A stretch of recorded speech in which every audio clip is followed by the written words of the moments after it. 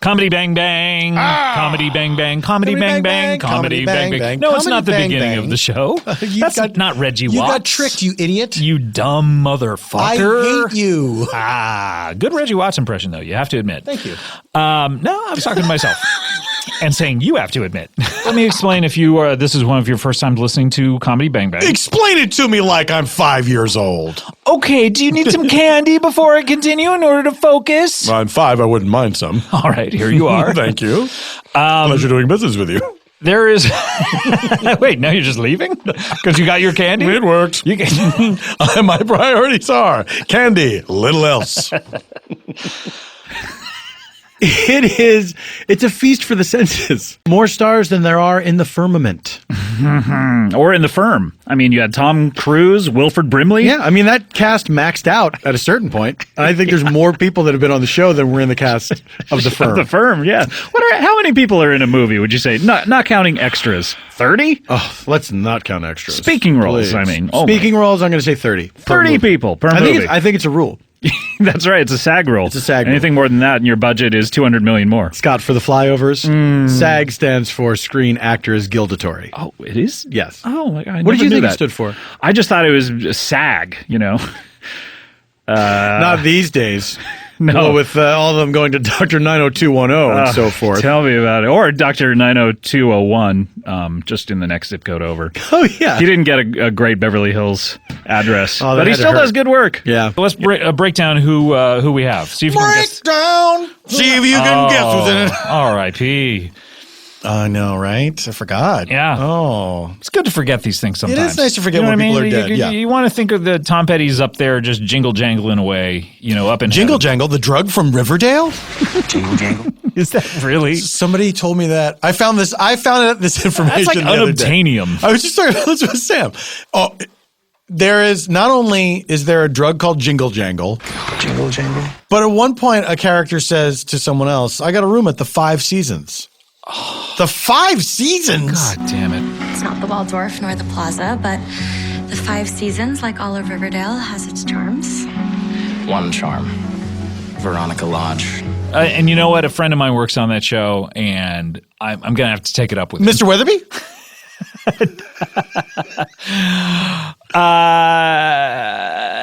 All right. Give me the names. Weird Al Yankovic, my co-host and band leader on the Comedy Bang Bang TV show. Rest in peace. Rest in peace. Not to Weird Al. He's still alive and kicking, as the Simple Minds once said. Well, let me get a rest in peace in advance for him then. Okay, yeah, that's the thing. Why can't we get our rest in pieces before we are already traveling to wherever we're going to travel to? Yeah. We should walk around saying that to people instead of hello and goodbye. What if I never see you again? Rest in peace. Rest in peace. What is this when people are saying now, I've noticed in the last year, rest in power? What? Yeah. Rest in power? Yes. What does that mean? I don't know, but it sounds like work. terrible. It sounds like the opposite of rest in peace. Ugh. Rest in power. Rest in power. That's I don't know. terrible. Guys, rest in peace is fine. You don't need to, tinker with it. It's great. Rest in power. Doesn't need any punch up from you. And by the way, just to fit R.I.P., I guess. That's really strange. Like, you're going to what? Like, go fight God? Well, but also you're resting. Yeah, that's the other thing. You don't want to be powerful. It's just like, go to sleep. Why do you go to sleep? That's like one of those people who's like, I'm such a muscle man that I want to flex while I'm actually sleeping. One of those people. You know those people. One of them? Yes, of course I do. So, Weird Al Yankovic, rest in peace. And, of course, Jessica McKenna, rest in peace. I've been hearing about her improv a lot, and so we had her on the show, and the first episode that she was on the show, just blown away by... Blown away. So amazing at, like, callbacks, I have to say. Really listens to every single thing, even before she comes on. Yes. She will call back, like... 12 things that other people have already said. Yeah. But also turned out to be a really great freestyle rapper. Claudia. Rap in peace. Rap in peace, rap in power. A lot of people have been clamoring for her and Neil Campbell. Right. And possibly Amy Poehler, if we can ever get her back. Epic rap battle. What a rap battle that would be. It's like Halley's Comet, right? It's like all those times that you hear about, like, Paul McCartney was going to come over and over to John Lennon's apartment. That's right. When were going to jam together, but he never did. Like, They were he decided gonna- to go eat instead some scrambled eggs. That's right. They were gonna get together and just jam and hate each other like they used to. Hey, John, I'm thinking of eating some scrambled eggs. Don't What do you think? it. I think you're a sellout for doing it. Oh, well, still, me mum likes some. Why don't you eat poached eggs? Is that more what you'd artistic. suggest, John? Ah, we've always hated each other. Aren't you the biggest creep in the world? Isn't any creep bigger than me? Call back to John Lennon. Back to another thing. And Claudio Doherty, rest in peace. Rest in peace. And, of course, Jessica St. Clair and John Gemberling. Johnny Gims. Johnny Gems. John Hodgman. John Hodgman. J-Ho. J-Ho. Is that what his friends call him? Yeah. Sure. And that's what the public can call him if you can catch him on the streets. And Catch him on the if you do, you get his gold. Gillian Jacobs from That's right. Community. Miss Divine Decadence herself. Gilly, sorry. I didn't really know her. I met her at one party that my wife had. Talked to her for a bit. wife. Sad wife bone? Sad wife bone. That's when you have sex with your wife to cheer her up. Yeah. That's exactly what it is. My wife. By the way, have I ever done, I don't think I've done that on the show yet, but have I ever done Internet Borat on the show yet? That's what I'm aware of. My Wi-Fi. Oh, my God. There you go. That's a gift to you for the I do not accept that gift. Return to sender. address unknown. No such number. No such song. Brendan Small, Jonah Ray, Sure. Andy Samberg from Brooklyn Nine-Nine. That's right. He's an SNL alumnus. Alumnus? Yes, of course. A Lonely Island star. Everyone has their records and has watched their videos on YouTube. Absolutely. And he has a very, very busy schedule. When you're the lead on a network sitcom, you're there all the time. That's right. And he's a producer on it. He's very kind enough to every year make time to be on an episode. And Lauren Lapkus. Lapkus. Not a fan? Well, I don't know. I don't know about that girl. First of all, in her last name, there's a part of the body in it. Yeah. And then a there's thing that you do. To that certain part of the body. Sure. You cuss it. Eating ain't cheating. No, kiss. Oh. I was going by the spelling. Oh. Yeah. Cussing and fussing. We also have Darcy Carden, Rob Corddry. 2 D's, 2 R's. It's like cord, the word cord, and then dry, the word dry. No, Just put not 2 R's. My mistake. No. Yeah, just 2 D's. Yeah. But, and if there's an no, there's 2 extraneous R's. D. There's a cord in cord. Oh, and that's dry. true. You saved me. Yeah. Bookending. His name is not a palindrome. It is not. It's Although a half-assed palindrome that somebody didn't think through. Mr. and Mrs. Corddry, you fucked up. It should be Cordrarд. It should, exactly. Bor Corddry. No, it shouldn't be. Wait. It should be Cordrick.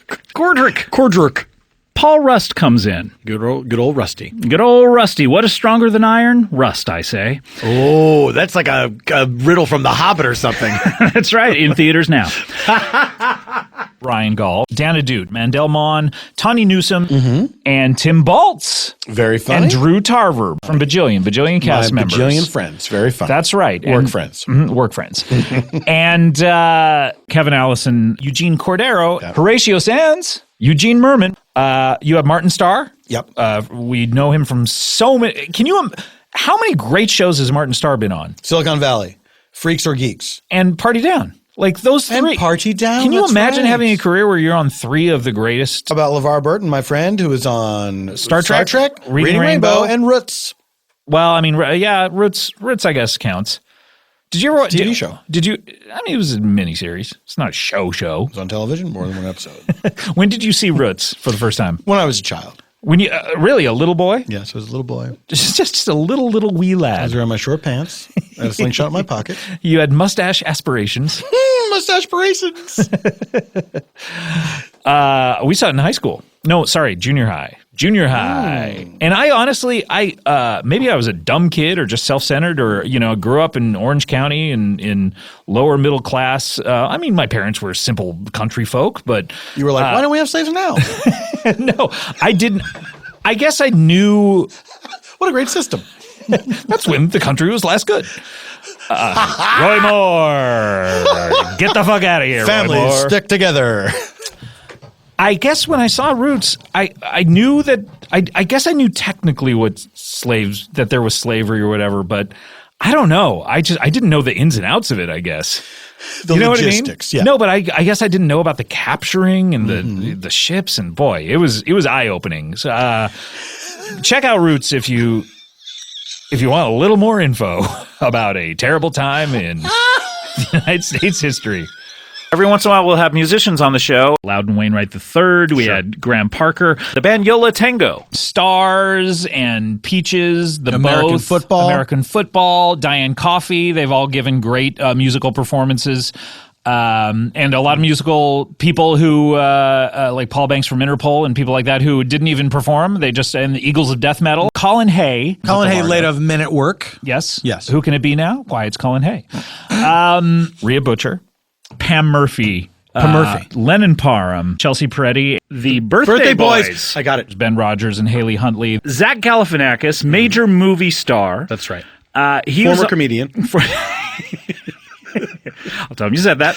Tim Heidecker. He hides. He came by. Reggie Watts, my one-man band leader, came by. Also, David Wayne. Ken Marino. Colin Hanks. Lizzie Kaplan. Kumail Nanjiani, who also was in The Big Sick this year. A great. True. John Hamm. Andy Richter. You have Maria Bamford, comedian extraordinaire. The Bammer. Casey Wilson. Patton Oswalt, who you are probably watching in Young Adult right now while you're listening to this. Yeah, why are you doing that? It's a movie. What's Come wrong on, with you? weirdo, knock it off. Listen, it's a good movie. Just turn off your iPod, your whatever right now and watch the movie. Our good friend Jimmy Pardo from the Never Not Funny A podcast. rare appearance on Comedy Bang Bang. That's right, and that's not because I don't ask him. I think had asked him 8 times before he finally was able to, he's out of town a lot. He does the Conan show. Look, he's got stuff going on. I would love to have him on more. We have a great relationship, but this was a really... Not that great, I guess. I mean, I'm sorry, go ahead.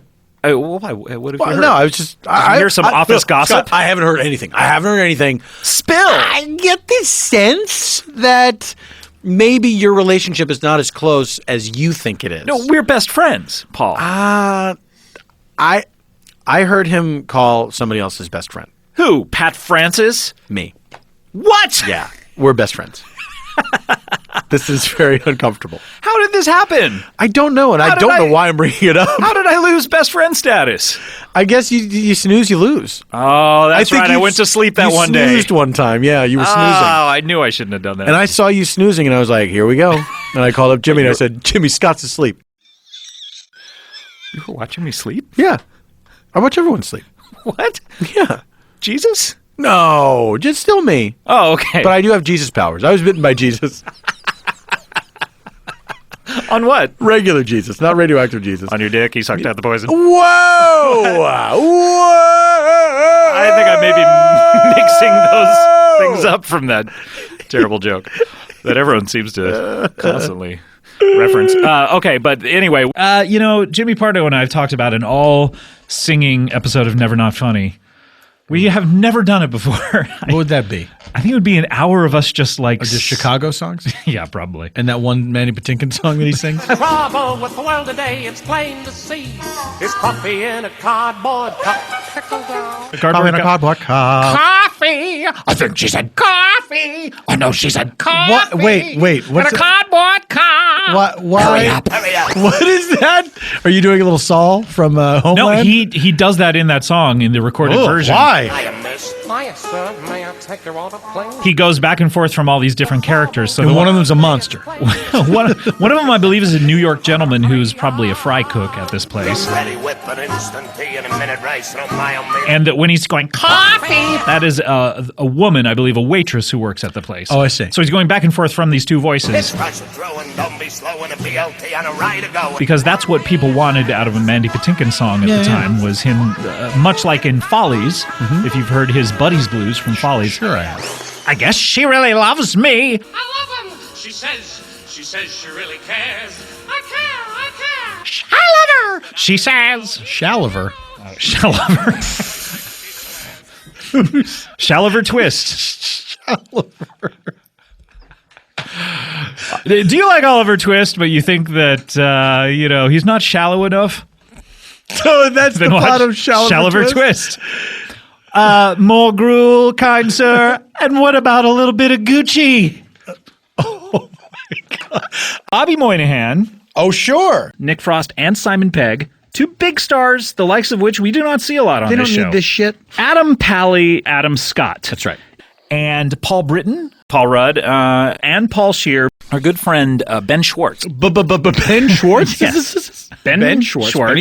Benny Schwartz. I think he is detached from reality. He's a maniac. I think he's mentally ill. I do believe that he should be in a rubber room. I do believe that he should be in a rubber room. I'll say. You know Ben from Parks and Recreation, where he plays Jean Ralphio. He's so funny on that. He also has his own TV show on Showtime, of which I do not remember the name. House of Pies. House of Pies. House of Pies. That's right. Takes place here in Los Angeles. Yeah.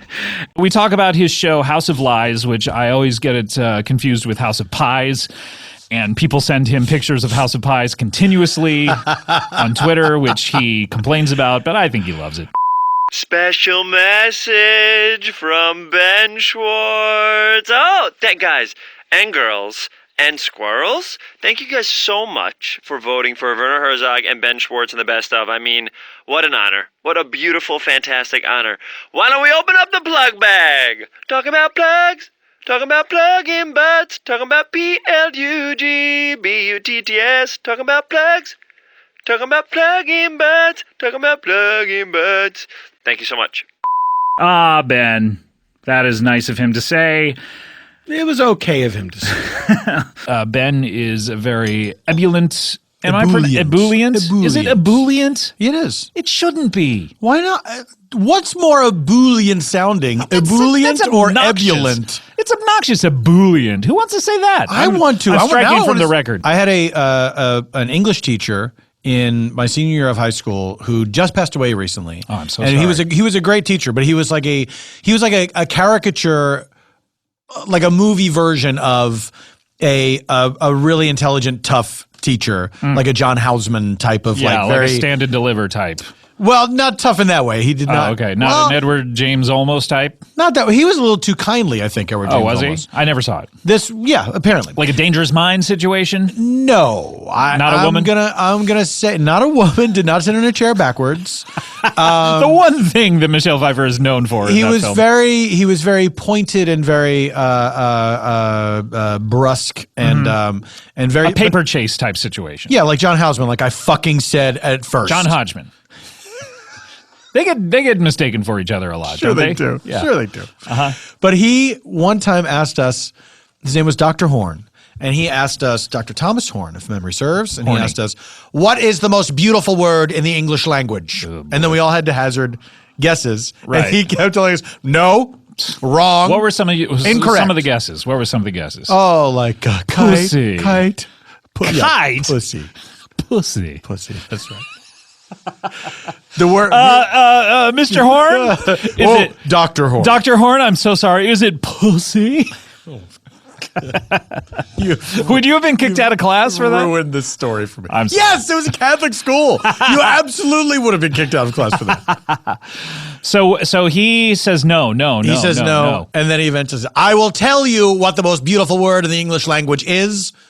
Vermilion. Oh. The color? Yeah, it's not a beautiful color. It's not a beautiful. It's a fine color. It's fine, but nothing verm. special. It has verm in it. It's like vermin. Yeah, It's a heartbeat away from vermin. Yeah, vermicelli, which means like worms. Right? Yeah. Come on, get out of here, Dr. Horn. Oh, you did. He did. He got all the way out of here. Dr. Horn, teachers are our most precious resource, and we thank you for your service in creating Paul F. Tompkins as we know and love him today. I hope they play that at his funeral. Probably. Or they have a new funeral every year, and they play that at this year. Why can't you have a funeral for somebody every year? Why do we have to just forget about people? Yeah. I mean, a lot of people say, well, let's have the funeral before you die, like to hear all the nice things, Tom Sawyer of course style. people are going to be nice. Yeah. If you're there, If you know the person's standing there, you're not going to be honest about you gotta it. fake your own death, Tom Sawyer and Huck Finn style. Mm-hmm. Or if you're gonna renew your vows, if you get married, Mm-hmm. why can't your widow or widower renew your funeral? Yes. Every so Renew often. your funeral. Yes. He's still dead. Every 5 years. What if you had to renew your funeral in order to make them stay dead? How many people would actually do it? I think it'd be half and half. Would you come back to life? People would come back to life if you didn't renew your funeral. How would you come back to life? Would it be like, "I zombie"? You'd be like, respect my neck. Respect my neck. No, if a person came back to life if they didn't renew a funeral, I bet half the people. Respect your neck. Which I believe that joke, by the way, this is getting back to Adrian Brody on SNL. Look it up if you haven't seen it. I believe. But you know what? Let me please look it up. Please look it up. Please look that up. One of the great joys of my life is watching that occasionally. It's seared into my brain. Oh, we watch it all the time. But I believe he says he thinks it's so funny that instead of saying respect, they say respect. Right. That he then goes to my neck as a rhyme. Oh, I love it so much. Respect my neck. He's banned from SNL forever. You're banned for saying respect. The last thing I want on my live shows, unexpected things. You know what, though? I'm on his side on this Oh, one. absolutely. It is, Absolutely. It is terrible. Absolutely. But lift the ban on Steven Seagal. Come on, Lift it on Lord. him, but- He's a great guy. I think, and I truly believe this, I think Adrian Brody should be banned from everything after that. Going to the Oscars, I think people should be like, not today, man. What about those razor commercials that he did? Yep. With Oh, Andre especially 3000? those. Don't get me started on those. DGM is. Yes. Oh, you pulled it out at the last minute. I really appreciate that. That's touch and go. We also have Zeke Nicholson, Carl Tart. Zeke and Carl have been superstars for the show this year. Yeah, Why really are you fun. doing it right next to the What mic? are you talking about? You're doing this intentionally to fuck with me. I'm doing it. Why would you say that? I don't like it. And of course, Thomas Middleditch. The best. If you're gonna talk on mic. Oh, was I didn't realize I was talking. You realize you were sarcastically talking, didn't you? What? Feel free to chime in. Just do it on mic. You got it. And of course, Thomas Middleditch, the twisted mind of Thomas Middleditch. I mean, this guy's crazy. He's crazy. He's crazy, I'm crazy you know? about you. From Silicon Valley. He is the titular Silicon. Great. What are you now? Why are you upset at Thomas Middleditch? You know, it just seems like there was a time when people really enjoyed my work on the show, and now it You've just been seems on. like Let's count how many I times don't you've know. been on the countdown. You literally This year? This year? The one we just played was you. 6 times so far. Why not 7? Well, maybe you will be. Oh, you think? I think you might be. Thomas, great guy. He's all right. Like a legitimately insane person. He's your arch enemy, so Yeah, so I think he's okay. you'll never forgive him for taking the top spot last year. Never. But it's at a certain point, you gotta give it up. No, here's me. Mm-hmm. I carry these things around inside me forever. Oh, I forgot about that. Yeah. Right. How could you forget about Have you that? seen him personally since then? He was at a party I had recently. I literally saw him there, but did not speak with him. And you avoided him. I did, like the plague. How do you avoid the plague, by the way? I mean, I guess you don't sleep on pillows that someone coughed on. Yeah. But what? It's almost like people that's honestly, that's all you have to do. Don't sleep on pillows someone has coughed on.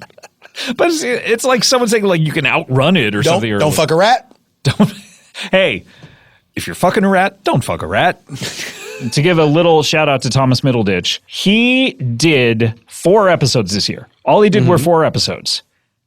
1 live and 3 in studio. His 3 in studio were voted on by all of you in the top 5. And his 1 live episode was in the top 3 of the live episodes. So what are you trying to say? Is you're looking at me saying this? I'm just saying that he was like an assassin. By the way, I have to look at you when I'm talking to you. We're not playing Paul or Cody video. It was great though when we did. It was really good. That was a good round. You fucking crushed that. Thomas Middleditch. What a record. I mean, that's like batting 1,000 in a way. You know what I mean? Must be satisfying. Stop this character. We're celebrating. We're celebrating these people. Let's celebrate Thomas because I don't think he's been celebrated enough. This poor guy. Let's give him a break. Look, we'll try harder next year. I wish I could make more effort. I wish I could. Yeah, but it's just physically impossible. It's physically impossible. We have Jason Mantzoukas on the show. He plays the dictator's best friend. The dictator, the Sacha Cohen Balgu movie from The Hobbit, now in theaters. Here we go. Calling. Here it happens. Hello. Hey, Nong Man.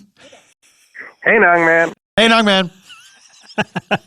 Hi, Jason. Gentlemen, how are we? Oh, Jason Mantzoukas says I live and breathe. What a wonderful treat. What a delight. Most wonderful time of the year. Where are you? Why could you not be in the studio here? I am in New York City. Oh! New York City. Our nation's capital. I don't know about that, but okay. Well, let's not look into it. How's it going? Where are you located in New York City? Address, please. I will just give you. I am on the Lower East Side currently. LES. So you're yes, gentlemen. You're a les. Oh, he got you. He fucking got you. I'm deep in the les. Jason, he got you. What are you doing out there in New York? It was your birthday, was it not? Today is my birthday. Today's your birthday. Happy birthday. Happy birthday to you, Jeremy Piven, Jeremy Jason. Jeremy Piven went to UTA. I get every time. Jizz. Oh, that was really great. For real? For real, man? It was very good. Because we recorded it. I will say that when you guys sang the Star Spangled Banner, it was better. Oh, say, can you see? Oh my gosh, it's amazing. The dawn's early light. Your number one episode of the year is, of course, I said it when Jay picked up the phone. It's Hey Nong Man. Hey Nong Man. Hey Nong Man. Hey Nong Man, the catchphrase that took America by storm. You should have a season where you are Tonight Show style, like choosing who your successor is, and is it going to go to Letterman or Leno kind of thing, where you are, who will get the show? Take it over? I think I'm kidnapped and someone has to step in and they just get it. Yeah, I'll do it. Yeah. Great. I think it would be fun, wouldn't it? Like, I think 100%. Like, just get some new blood in there. Yes. You know what I mean? I believe I've pitched you. I would like there to be an episode where I am like a Gary Shandling style guest host because for some reason you haven't shown up. Right. And if you want to make it that you've been kidnapped, that is fine. We're definitely thinking about that. The reveal is that I am behind your kidnapping. Oh, I like it because you look Arab. Hang on, man. Would you say hey Nong Man? I said hang on, man. Hey Nong Man. Hey Nong Man. New t-shirt. Hey Nong Man. Hey Nong Man. It's a classic Hey Nong Man. This is H-A-Y-N-O-N-G. a total Hey Nong Man situation. Hey Nong Man. Oh, Jason. Oh, Scotty. I will say this. I'm getting a lot of Hey Nong Mans on the streets of New York. By the way, we made this pledge to America. If you see us on the street, and I pray that you do, come up to us and say, Hey Nong Man. That's right. We love it. We will always say it back. We will always say it back. One caveat to that. Okay. Upon us saying it back, immediately walk away. Immediately. Also, I have another caveat. We all get one caveat. Don't punch us in the stomach Harry Houdini style. Yeah. Oh, that's a good one. That's a really good one. Yeah. Okay. What do you got, Paul? My caveat: don't frame me for murder. Oh, that's a good one too. Okay. All right, so I would say this. I will say this, just for Paul's caveat. Don't frame any of us for murder would be great. Oh yeah, thanks for including us. Whoa! That's my caveat. Shit. Everyone gets one. Damn it. You guys should have thought ahead. So you can't punch any of us in the stomach. That's right. But you can Correct. frame Jason or I for murder. That's right. Correct.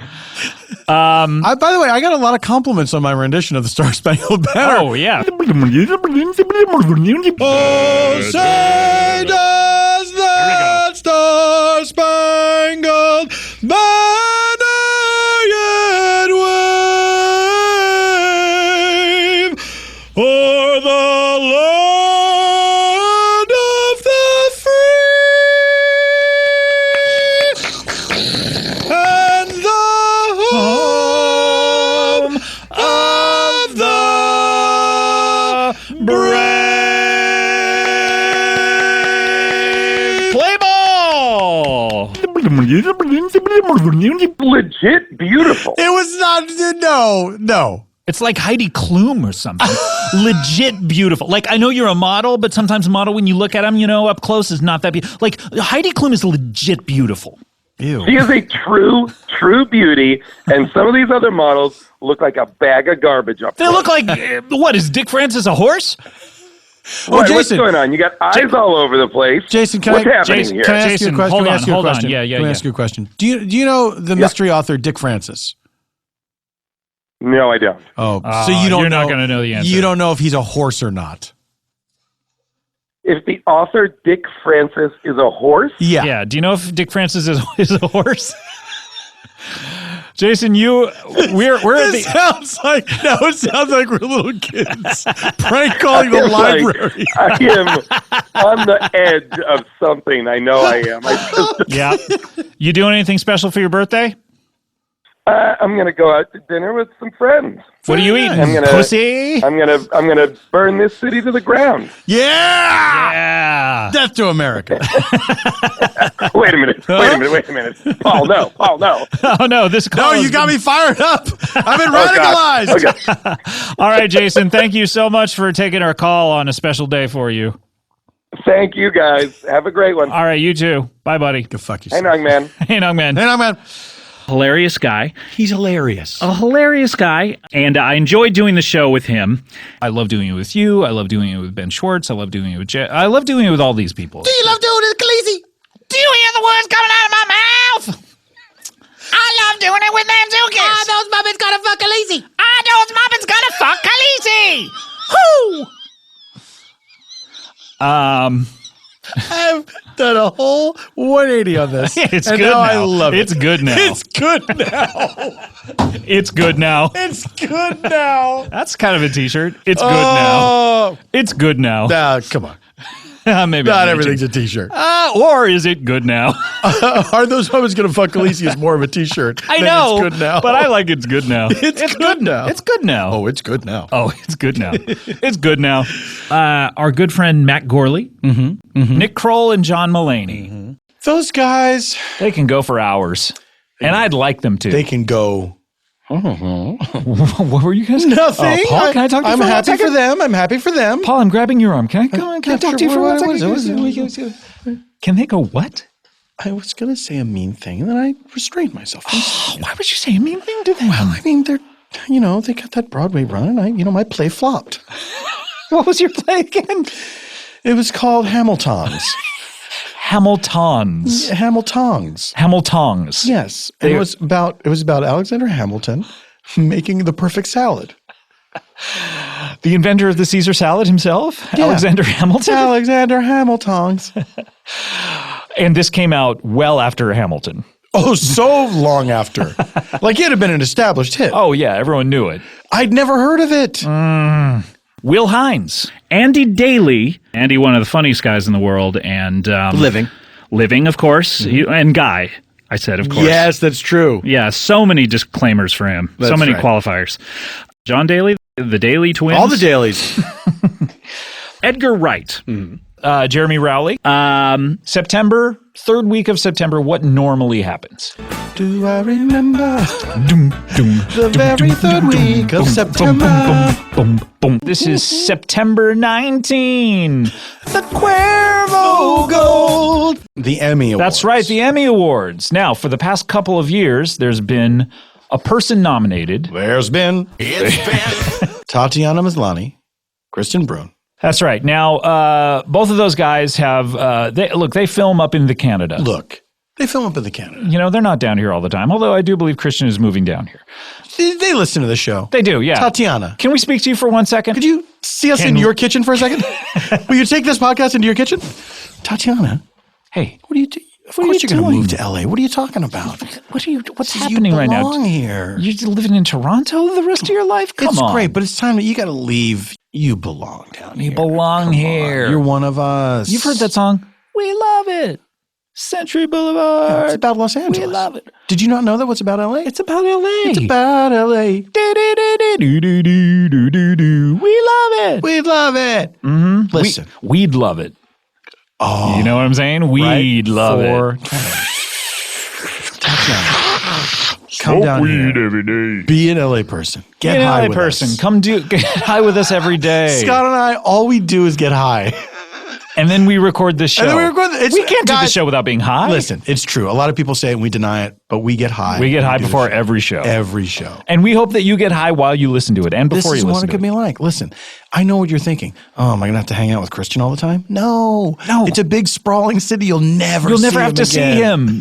Look, the minute that Donnie and Allison wrap their final scene, you never have to lay eyes on that motherfucker ever again. Yeah. You don't have to go to the rap party because you'll be busy working on another thing. Yeah, you'll be. Look, they're not going to shift the rap party around your schedule. No.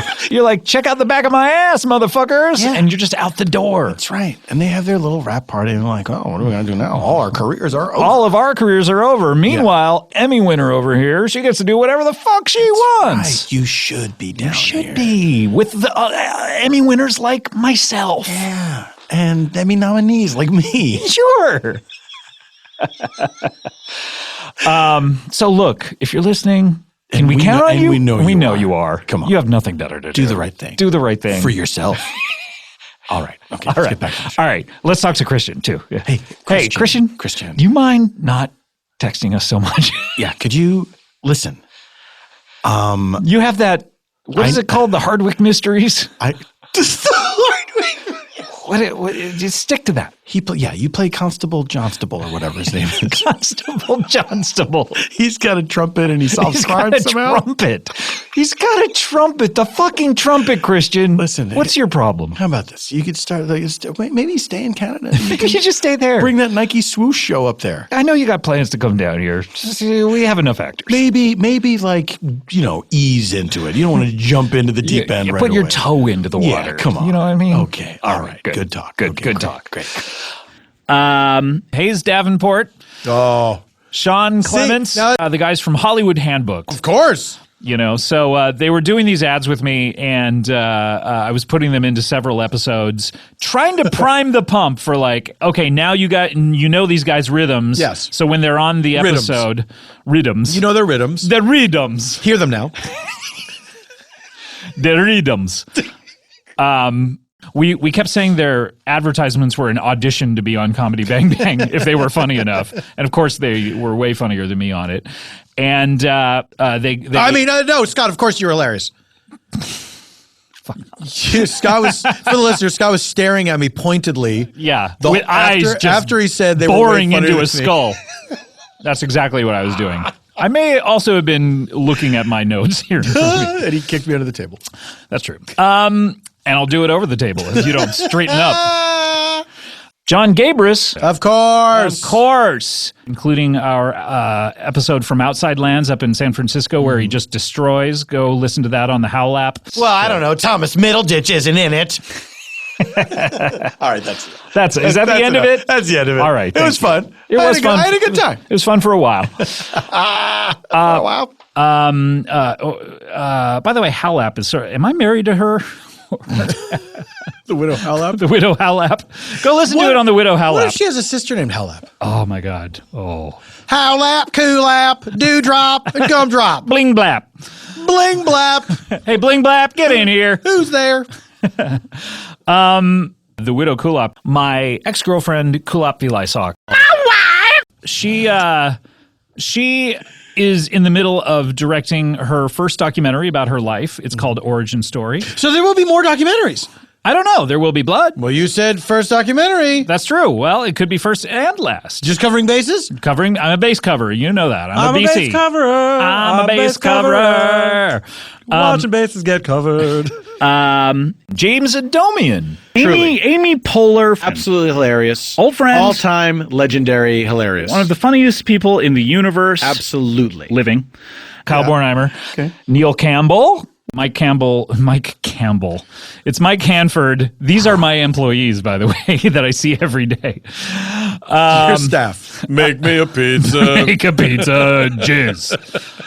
I wish he would end with jizz. Jizz. There's no one better to end a song by saying jizz. I think he said jizz on stage. It's up to you. New York, New York. I got it up. Ba, ba, ba, da, da, ba. Chicago. Jizz. Okay. Is that a t-shirt? Chicago Jizz. So that character, the hay salesman, who debuted in Chicago. Chicago Jizz. Mm-hmm. It's a unique gift that Mike has, that he's able to be so calmly boring and come up with in the most inane details. Yeah. It's really, I mean, it's an amazing thing. Rich Fulcher, Seth Morris, Tom Lennon, Doug Benson, Brett Gelman, David Koechner, Tig Notaro, Jerry Minor, Bob Odenkirk, who you know from Breaking Bad, Saul Goodman, Better Call Saul. Mr. Show was a semi-popular sketch show from the 90s that I was a writer on. Critically acclaimed. Bob Odenkirk, who's currently on Better Call Saul, was one of the stars. Also, he's in movies now? He's in The Post with David. What the hell? David and he are like buddies in The Post. That's a mistake. It's obnoxious. It's obnoxious. Why are we buddies in a thing? Seriously. What the fuck? It makes no sense. Did you see, they're like in Nick Kroll's animated show, they like drew two characters based on us. Are we the voices? Is that true? I think so. Oh, that makes me very angry. Hell no. Oh, hell no. How many hours do we have to work together for someone to put us in something? We've eclipsed everything that Bob and David have done. Seriously, like I remember Bob and David did 30 episodes of Mr. Show, and bullshit. On my third season, I hit 31. Oh yeah. Bye bye, Bob and David. Bye bye, David. What if that should be a character? Bye bye, David. Baba. Yeah, why not? Show, bye bye, David. Why not? They're both in The Post. Steven Spielberg film. If you've seen a Steven Spielberg film, you've seen this one. Mark Hamill, I guess, wrote to Bob and David wanting maybe his son, if he has a son or a child, was interested in the show, or maybe he got into the show. I can't recall. But he wrote requesting videotapes of the current season that we had just completed. And I was pleading with Bob. I said, please include a note that says, "May the 4th season be with you." And Bob was like, I'm not going to do that. Come on, it's just going to piss him off. Piss him off. I'm like, what do you care if we piss off Mark Hamill? He's a great guy, I'm sure. But what do we care? We've never met him. Well, Bob had never met. It's not like he was his personal friend or anything like that. Knowing what we know now about Mark Hamill, where he's like this goofball who likes cool shit, I bet he would have loved it. He would have loved it. He would have loved it. He would have. He would have loved it. Fucking Mark Hamill would have loved it. He would have loved that shit. He would have eaten that shit up. If he opened that fucking box and he saw that note in there, that box. He would have fucking open your loved it. box, Mark. What's in the box? What's in the box? What's in the box? What if the note said, "May the 4th season be with you," and it was just Gwyneth Paltrow's head? What's in the box? What's in the box? What's in the box? What's in the box? By the way, spoiler alert for 7. But I don't think people are going to be returning to 7. You named the movie. It would have been fine if you hadn't named the movie. They suddenly get to what's in the box. I think I remember this from the Comedy Bang Bang. No one's going to be going back to 7 anymore. 7 is a weird sort of comfort movie. Well, you got Spacey in it now. Oh, the space. Yeah, the space. Oh, you got it. You can't watch a movie with the space anymore. You can't watch a movie with the space.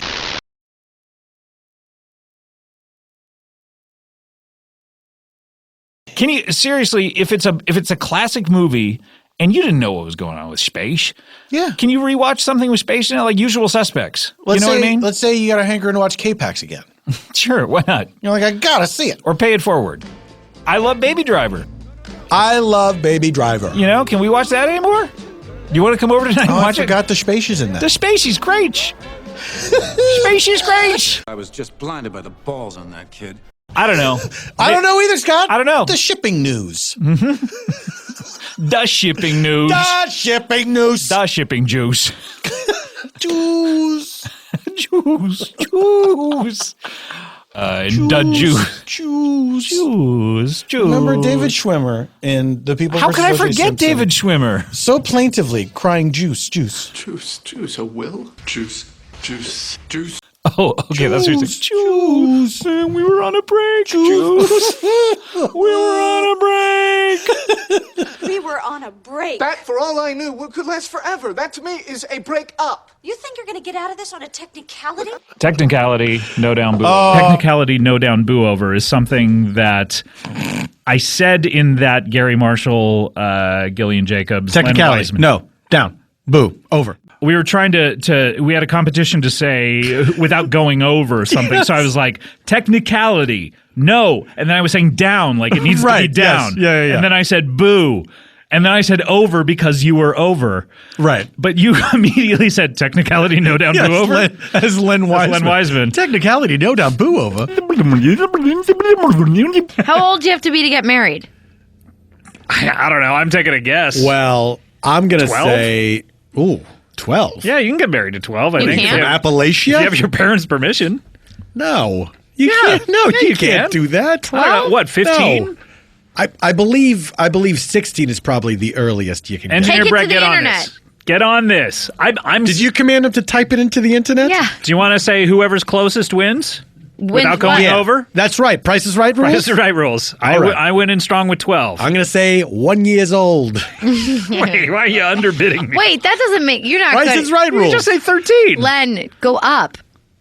It's as close as you can get without going over. Yes, right? without going over, yeah. So I'm saying 12. I'm going to say, seriously? Seriously. Fun aside. Yeah. I'm going to say 16. You're saying 16. Okay, Gilly, I'm what going do to you say 15. 15. What do we got, Engineer Brett? Okay. California, if either the bride or groom is under 18, at least one of the minor's parents or legal guardian must appear with the couple. So we're talking 0. Yeah, it doesn't say. Whoa. I win! I guess you win. I win! You win. Wait. No, wait.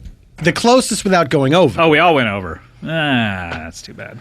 Well, no, nobody said 19. No, but we all. It's under 18. No, but you can get married. You can get married under 18 if your Yeah. if your But how parents. young? That's what I'm saying. It's 0. 0 is what's the the age. But I'm floor on closer this to the law? legal age you can get married without your parents. present. Technicality, no. Down, boo, over. Technicality, no, down, boo over. Wait. There are more developments. And so many people tweeted me that they thought that was funny. I decided to remember it and have tried to say it as many times as possible. Here's what I think cemented it is because when I said that, it for whatever reason, me saying that all run together, it killed you. Technicality, no down, boo over. And it's a phrase that we have said on at midnight. We That was the best. screamed it at each other. That was the best. Ignoring Chris Hardwick. Yes.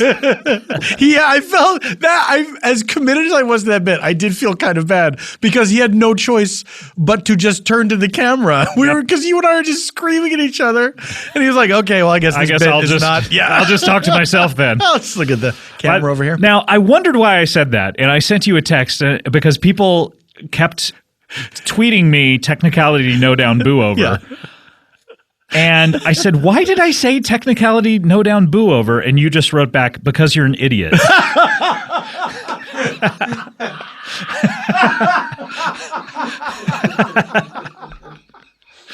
A gentleman named Harris Wittels was a regular on the podcast for several years. He's in the television show as well. Harris passed away. If you're new to the show and you don't know the whole history of it, Harris was great. He was not only on this show a lot, but he and I had a separate podcast, the Analyze Fish podcast that we did.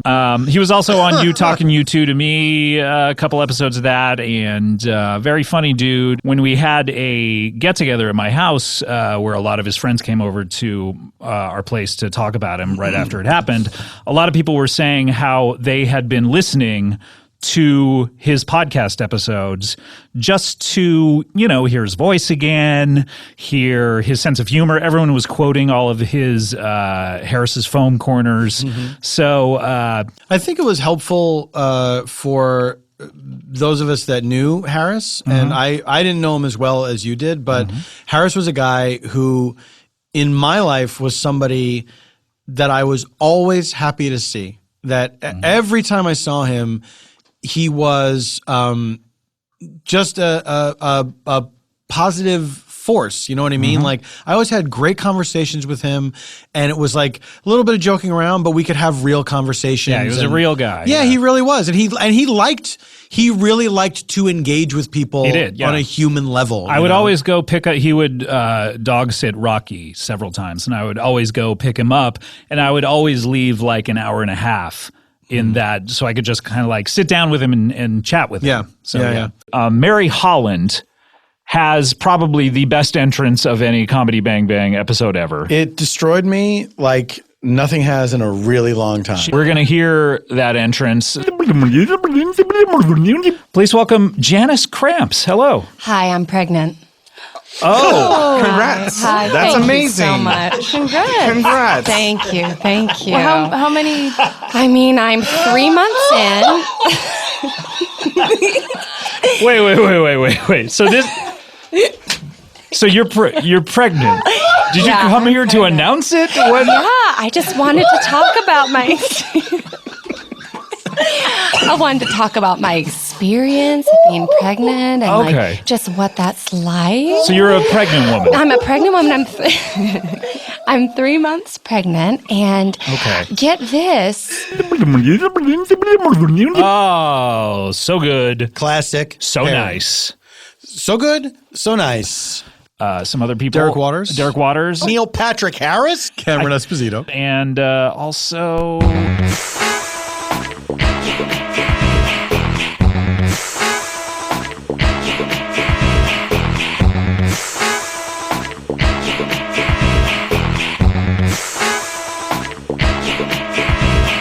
Comedy bang bang, comedy bang bang, comedy bang bang, comedy bang bang, comedy bang bang, comedy bang bang, comedy bang bang, comedy bang bang, comedy bang bang, comedy bang bang, comedy bang bang, comedy bang bang, comedy bang bang, comedy bang bang. And also, who else was there? Me. You! That's right. Were you? Is that really who you were blanking on? You're like the puppet master. That's right, I am. And this is like some dangerous liaison I'm shit. just sticking my hand up all of your bottoms. Just making... Because you're puppets. Right, but you could be a marionette guy. I think of it as pulling the strings. No. I want to have my hand up your butts. And make people talk that way? Yeah, exactly. Then you have to do so much work then. That's more fun, though, for me. Yeah, but you know what? Here's the problem the problem I have with that kind of puppeteering is that you're in the middle. Yeah, you're a middleman. You have puppets on either side, but if you're the marionette guy, you're hanging over the side. So you want to be a hanger-over rather than a middleman? Because you can make them walk and stuff. You can make them do more stuff. I'm walking here. Hey, I'm walking here. I'm walking here. Oh my God. As a performer, this stuff can become stale after a while. And much like bread.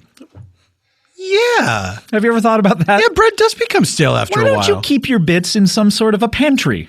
I wish I had, like you have a bread box. I wish I had a box that I could keep my characters in. Would it have to be bigger or smaller than a bread box? It would have to be bigger than a bread box. Certainly. Because they're human beings. Yeah, exactly. And I've never seen a loaf of bread that's the size of a human being, although I would like to. I would like to be baked inside a loaf of bread. And then given to a prisoner? Yeah, given to a prisoner. That's cakes, I think. Oh, Isn't it that's true. strictly cakes? That's Cake Boss's bailiwick. Who? You have created great new characters, but I mean, that's just a testament to how what a wonderful. I don't know where I'm going with this. Fuck this. Okay. I like this in the middle of saying something nice about me. I don't fuck this. Like, fuck this. It's a testament to your What am I great. kissing this guy's ass for? What am I doing this for? Fuck this. Fuck this. We need to take a break. Yeah. Wait, you don't sound excited. I don't know. I guess I didn't, I mean, you didn't think you were going to live this long? I never expected this to be here. I thought I'd be resting in power. No. I mean, unless you do during the break. This is exciting. This is a cliffhanger. Thank you. I might die during the break. This is a real cliffhanger.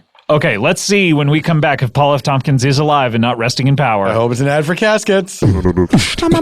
When I say Lisa, I say go. What do you assume I'm talking about when I say Lisa? The Simpsons. The Simpsons. Yes. Dun dun dun dun dun dun dun ba ba ba ba bum ba ba ba ba bum ba ba ba bum. Well, I'm not talking about. Shh. Dun dun dun dun dun dun dun dun dun. I'm not talking about The Simpsons, Paul. No, I know. With patented universal adaptive feel, Lisa. Shit! Are you kidding me? I came up with that same thing. They got You the patent came up on with it? universal adaptive feel. Oh, why did I wait? Why did you wait? Oh, I feel like an idiot. Why did I wait? Why did I wait? Sweeney Todd. And now he'll never come again. Easy love. Hush, love, hush. Just saw it in New York City, the greatest city in the world. Just saw it. Universal Adaptive Feel Lisa's designed for all types of sleepers and features 3 premium foam layers, including 2-inch Avita foam top layer for cooling and breathability, 2-inch memory foam middle layer. The middle layer. That's like if you're making a casserole, what's usually in the middle? It's like sour cream? What's a casserole again? A hot dish. Oh. It's not carpet?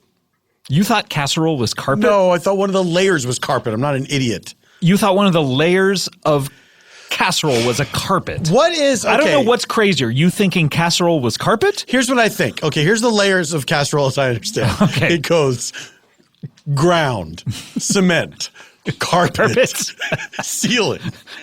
Okay, you think your I home close? is a casserole. No, you are. You could not be more wrong. You need to do a complete 180 on I don't this. live in a casserole. Look, I don't live in a casserole, but I'm comfortable. We also have, we've talked about the 6-inch dense core support foam for durability It's and out structure. there. It works for Yeah. sleepers of all sizes. right. And listen to this. This is new. I've never read this before. Lisa now is continuing to expand its empire of offerings to include the Lisa pillow. Oh shit. man, I wonder if this has 3 layers in each pillow. Oh, floor? Nope. Ground? Nope. Cement? Nope. But I wonder if it has feathers in it. I don't like a feathered pillow. They're always sticking into the back of your neck. I'm afraid it's going to fly away. You could. Much like Icarus, close to the sun. Do they have a pillow filled with wax? Yep. Maximize every minute and every dollar this year for your small business. What does that mean? Of course, I want to maximize time. I want to maximize money. But how do you do it, Scott? It's easy for you in your ivory tower to sit there telling me to maximize minutes and dollars, but I'm just a simple man. Well, I know an easy way to do it, and I'm going to share it with you. Right? Calm down, first of all. What is wrong with you? Look, calm down. All right, welcome back. Is Paul F. Tompkins still alive? Let's find out now. Still alive. Ah, he's back with us. If this is your first time listening, by the way, I apologize for all that. You must be wondering, what is this show? Well, let me explain a little bit of what the show is. I have several of my funny friends, like Paul F. Tompkins on. I'm one of them. And then we have other guests who are lesser known, but they're interesting people. And to be quite frank, you have an open door policy here. I should explain that to the new listener. We have an open door policy. We've never shut this door. That's part of the problem. It's open right now. It's actually a little chilly. cold in here. Yeah, yes, I know. wish it was It's shut. a December It opens morning. out onto the street. It really does. And weirdos walk in here. A lot of weirdos. A lot of strange people this year, I've noticed. People are strange. The show, well, when you're a stranger. Faces seem ugly. When you're alone. Come on,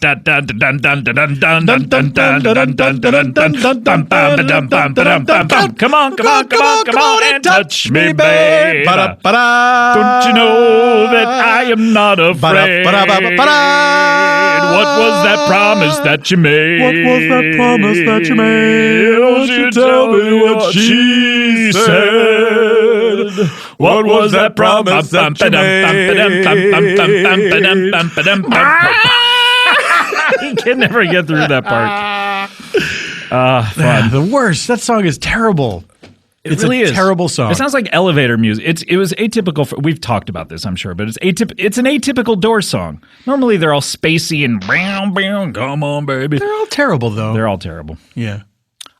Although I do feel, and I talked about this on Twitter the other day, I wonder if ever when those guys were playing, those four guys in the Doors, if they ever felt like they were, I don't know, communicating with some sort of higher power, or you know, that the four of them as individual players, they were fine, but when they got together, something mystical happened. I don't know. Well, you know, I mean, they were one of the things they were trying to do with their music, and I give them credit for this. Sure. They're trying to open the doors of perception. Right. Yeah. Like Aldous Huxley once talked about. Did you say ho? I almost threw up. You hate Aldous Huxley. No, it's a post-hypnotic suggestion I got one time. Hey, Paul, Brave New World. Oh, why? I went to a hypnotist because you never wanted to read those books. Yeah. I have to say, Jesus Christ! I cry when I cough sometimes. Every once in a while, something strange will happen. Some nut will walk in the room. And Oh boy! And they're a bunch of characters, if I may. I think I see what you're saying. They're odd. They're oddballs. Yeah, they're goofy. Goofballs. They're nuts. Nutballs. They're dicks. No, Paul I can't won't bring say myself. It. Paul won't say it. Paul won't say dick balls. They're dick balls. Dick. Hey, it's the end of the year. I'm contracted to say dick balls once before the end of the year. Weirdos walk in here next to each other and on top of each other. Now we're talking about a supercut I can get behind. Director Len Wiseman directed the Underworld pictures. The Underworld franchise. That's right. Now, I've heard of a Subway franchise. Oh. What were you singing? Like These Eyes. Oh, what about like a little song? She's got little song franchise. No. Like Betty Davis Eyes. No, I was doing it like, I forget who sang that song. What the Guess song is Who? Franchise. Yes, I don't know it. I've already said I don't know it. You don't know These Eyes by the Guess Who? I don't. These Eyes. It's like that, but I put the word franchise Hey, in 19. The Cuervo Gold. That song is sickening. It's disgusting. It's disgusting. Do you think Steely Dan knew they were disgusting, or were they just like honestly singing about what they were going through? That's a real question for the ages. Did Steely Dan know they were disgusting? I don't think that they did. I don't know. But I do think that they realized it later and didn't care. Hey, let's win a Grammy in 20 years for a record that we... Oh, hey, we're disgusting. So what? Who cares? Shrug. Hey, Steely. Yeah, Dan? Let's get together and make some tunes. Yeah, all right. Let's call each other Dan Steely. Are you thinking what I'm thinking? I am. Let's be disgusting all over again. The Cuervo Gold, the fine Colombian, makes tonight a wonderful thing. When they sing about the fine Colombian, are they talking about cocaine? Yeah, they are. Oh, what? Oh, the finer things in life. We're going to have some tequila, a cocaine party. And then I'm going to fuck a 19-year-old. Yeah. And not relate to her. Yeah. Coco Marks. Our good friend Tom Likas. He's disgusting. He's a radio personality. He's a human monster. Love him or hate him, that's how he's going to talk. Yeah. Usually it's hate him. Yeah, hate him. Yeah, 99.9% of the time. You should hate him. You really should. Yeah. But hey, friend of the show. Why would you hate it? We are not even sounding like Woody Allen anymore. That's Why the would worst. you hate him from beyond the grave? Goes to Woody Allen. These episodes that will occur or may occur. I don't know, I just want him to occur. I just think that you and I... All right, sorry about that. Why do I feel like there's this new dynamic where I start us on it, right? And then when you continue it, then I get grossed out. Yeah, I know. But what's weird is you don't like to start on it. I know. Usually I'm the one who starts on it. This is what you've done to me. I'm sorry. Crime fighter vigilante J.W. Stillwater. That's right, from Cumberbatch County, Florida. Carmen, his young ward Carmen. Caramel, sorry. Professor Stillwater. Stillwater, yes, his daddy. Yes. I'm going to pull back the curtain. Oh, no, don't do it. J.W. Stillwater, of course, is me. And of course, the origin of that character was a voice that I did just out of nowhere for 2 seconds on one of these best of episodes. Right. What? Yeah, because we heard a siren. Yeah. And you just said, y'all heard them sirens? Y'all hear them sirens? Do you hear them sirens? Oh, man, somebody done a crime. Oh, hell. I was listening to my Bearcat scanner. I heard a crime go. I like this guy. I kind of like it too. All right, work on that. Okay. All right. Well, maybe we'll see him later. People wrote to you saying, "Hey, that's a great new character. You should do it." And 3 weeks later, you did it for the first time at a big important live show. You told me you were going to do it. And I was kind of like, this is a live show with lots of fans. I wonder if shouldn't we be doing something that like is one of their faves or something? But that's what I love about you, Paul, is you're not one to rest on your laurels. You keep pushing yourself and not just doing the thing that people expect from you and the same old thing. Well, that is important to me because I feel like it this year has been important to me. A thing that I wanted to do this year, and that was the beginning of it, was to create characters that were not based on actual people and just completely make somebody up.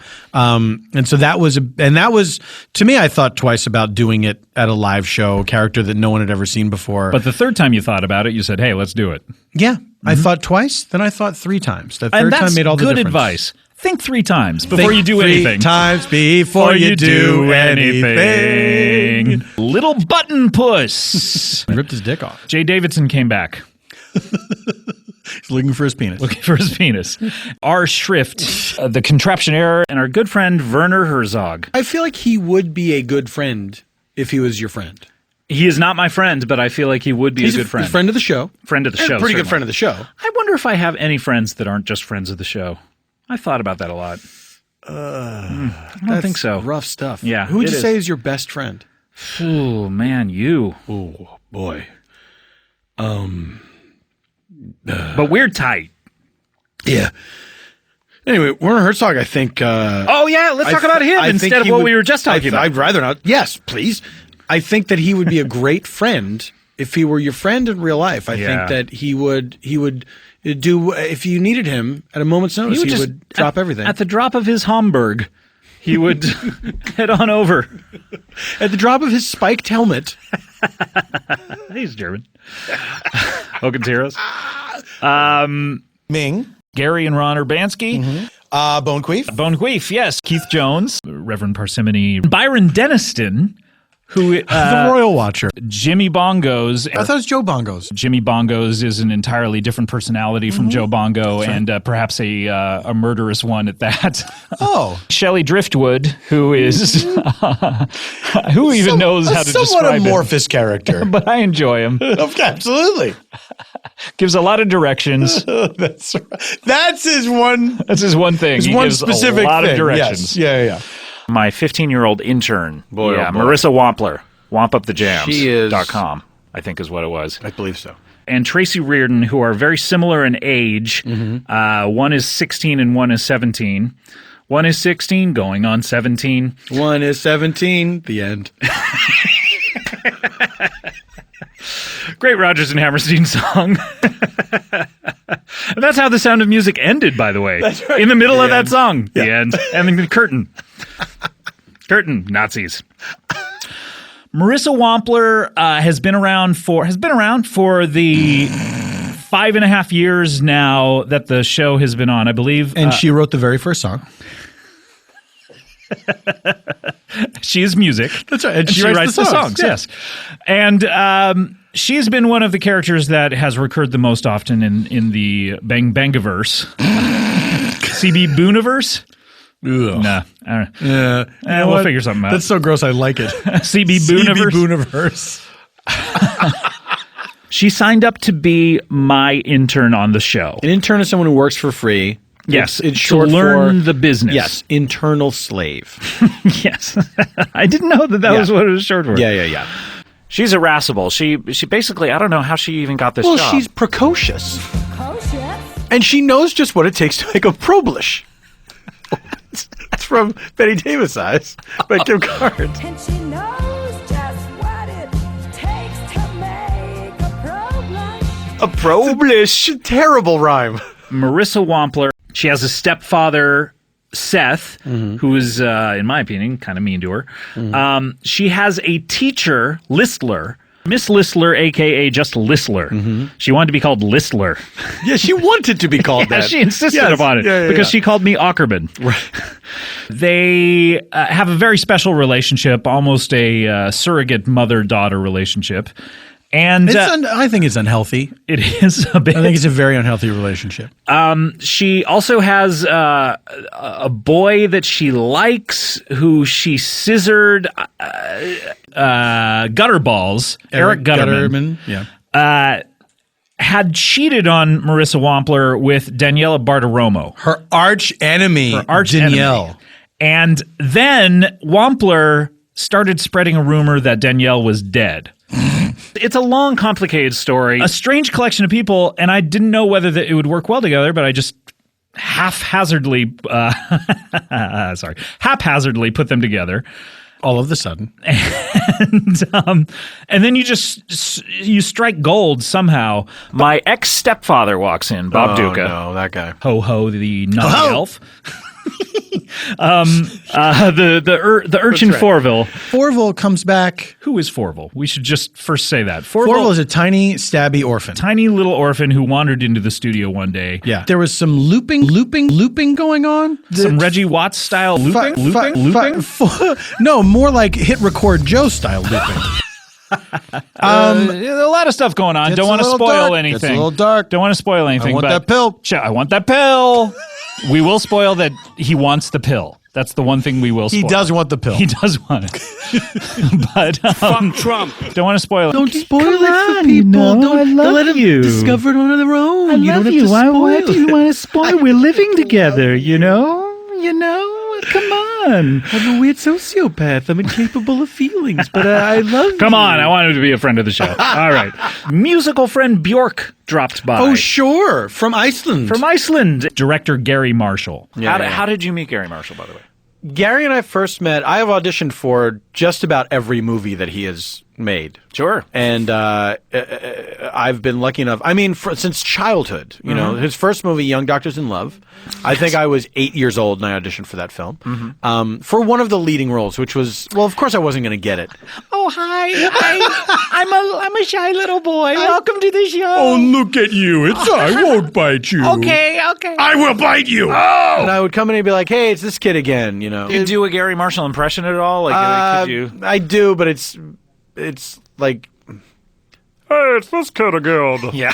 Not great. Yeah, that's not good, right? At a table read for the animated Netflix program BoJack Horseman, Of which you are a cast member. of which I am a cast member. I went up and I asked him for a picture, and he's like, Of course, son! Yeah, he's like, sure, we could do a selfie, whatever you want. Selfie, you said he said selfie, selfie. good. It killed me.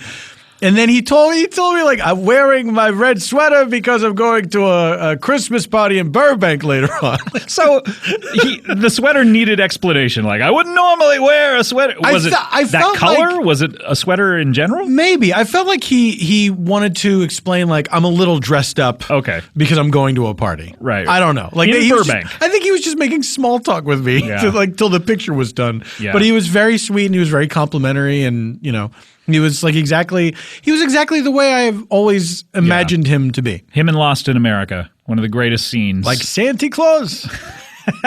The Desert Inn has heart. The Desert Inn has heart.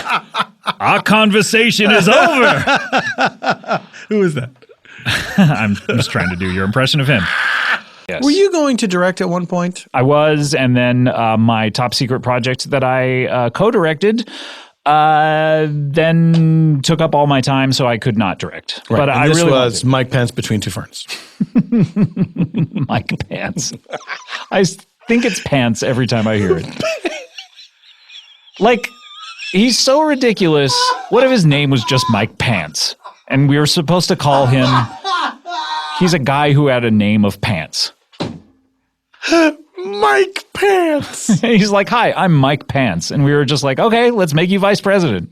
I think that life is sacred. My name is Mike Pants. That's your into impersonating him? I think if a woman gets punched in the stomach, she ought to have a funeral for a baby she might have had.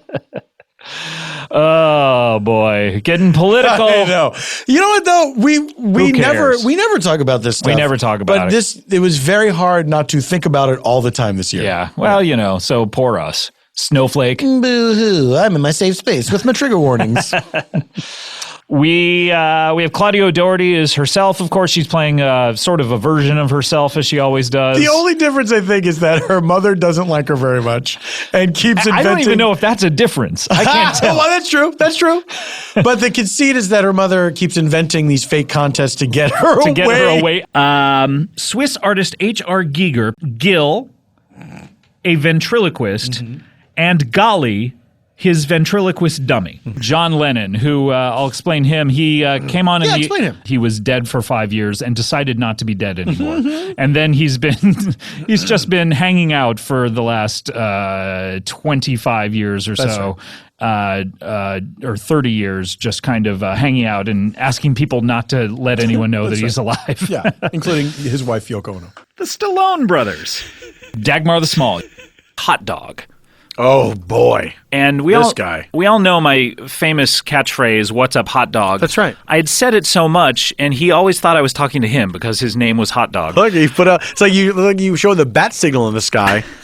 Batman, is going to come by. He's not just going to. Batman's not going to look at the bat signal and say, "That's probably not for me." Tito Ben, Don DeMello, theatrical director. Oh boy! The Bachelor Brothers, baby. Bachelor Brothers, baby. It's hard not to talk like them. Yeah, you know what? It is because it's fun. It is it's fun to talk like that. Mailer Demon. Jack from the lumberyard. He worked at a lumberyard. Yeah. Ducky Powell doing his wonderful song. The French actor Jean-Claude Pepe. My nephew Todd, who is my sister's son, who had made a wish on a carnival machine and had gotten older. So it was 30-year-old Todd. This time, Todd is back to being middle school. Middle school. So Todd is 12 or 13 or something like that. Right. Staying with me for a long, protracted amount of time. And a curious gentleman named David Fine, an older comedian, came by. George St. Giegland and Gil Faison, they're two older gentlemen from New York, two older Jewish gentlemen. Dalton Wilcox. Yes. Now, Dalton Wilcox is the self-proclaimed poet laureate of the West. Yeah. Bro, weed dealer. Yes. Bro. Brad Hammerstone. Cactus Tony. He's a curious fellow. El Chupacabra, who is a radio DJ. Oh, did he just walk in here for a second? You have Mike the Janitor. You have the honorary mayor of Hollywood. Chip Gardner. Chip Gardner, of course. The Kid Detectives, Alan Thicke. who That's right. was coming into Gillian and trying to romance her. Romance and depants. Depants. Oh, man. Have you ever depantsed anyone, by the way? Oh, yeah. Oh, man. It is something that is good. I mean, I like to do it. Depants thyself, woman. All right. Sometimes I'll be like, let's get depants. Two guys who have never had sex and don't know what it is. Cake Boss, who have you ever met Cake Boss? I have met him, yes. Yeah, great guy. He's a good guy. He's a regular on this show. He's very loud. Just 50 votes shy of getting into the top 15 was the Cake Council. That didn't make it into the top 15? That did not make it into the top 15. You should recount those. Well, I think there's obviously a mistake. You think because is that one of your favorites? For some reason, yes. Check for Chads. That's my charity, by the way. Check for Chads. That's right. For every Chad people bring in, you'll give them a check. Yes, exactly. So far, how many checks have you given away so far? Well, only Chad Lowe has ever dropped by, so right. I've given him one. Well, it was nice of you to mention him. It was. He's not around these Unlike days. Some people. Yeah, really. He's not. You know what I mean? Oh yeah, I know exactly. Oscars, snubs, and flubs. Speaking of them. All right, grubs. Do they ever make it into the year-end list? They never do. What are the best grubs of the year? I've never seen that list before. Your top 10 grubs. I'd love to see just a list of larvae and maggots. You're going to get it after that request. Oh, why did he say that on a recording? Pamela from Big Bear. Calvin Redding, the hay salesman. That's right. One of the most exasperating characters. Oh. Big Chunky Bubbles. That's right. Born on tour. That was born minutes before a show. That's right. We were at a restaurant, and something on a menu at the restaurant we were at right before the show. It was in a description of an item, some kind of stew or something. Big that Chunky Bubbles. Big Chunky Bubbles. And you said, "Oh, I should be a character called Big Chunky Bubbles." We said, "Great." And then minutes later, you were. That's pretty much it. And it has become a staple of the show. Big Chunky Bubbles maybe dislikes me more than any of the others. He's a very unpleasant guy. He doesn't like anybody. He doesn't like so anybody. I shouldn't take it personally. You should not. The other ones I do. Don't take it personally. Yeah, I understand. But he's an unpleasant guy. Now tell us about Big Chunky Bubbles a little bit. Big Chunky Bubbles is a children's entertainer. He makes bubbles. He's a bubble artist, and he makes bubbles. But with soap, not out of right? soap. What? Not out of soap. What? Out of soups. I'm shaking to my very core. Out of soups and stews. Out of soups and stews. He makes big, chunky bubbles. Right. And he's not a successful children's entertainer in the least. No, he's not. Well, Right. his act is terrible and a little dangerous. Our good old intern Gino, Dr. Green. Now, Dr. Green is a character who is a medical doctor out on the Venice boardwalk, whom everyone thinks must be a weed seller because of his name and because he's from Jamaica. Yeah. He insists that he is not.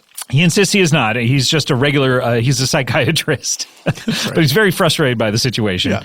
Edmund Carlisle, a British fellow, and never been on the show before. The character had never been on the show before. Never been on the show before, nor since. So for those of you who say, don't do so many sequels, don't do... all this stuff that you've always done. There you go. So why don't you take this and choke on it?